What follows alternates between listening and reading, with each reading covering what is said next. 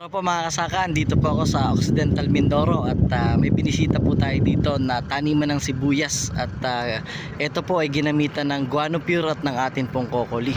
Ito pong nasa likod ko, ipapakita ko po sa inyo, ito po yung treated at ito namang nasa harapan, ito po yung walang gamit at hindi gumamit ng guano pure at kokoli. So tingnan nyo po yung kaibahan niya. So ito po yung ginamitan ng ating kokoli at ng guano pure.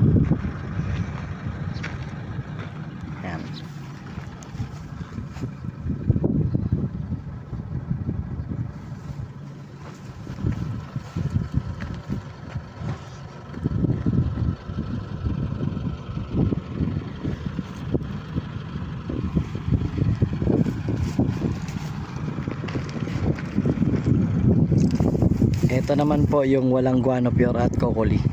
Same date lang po yan.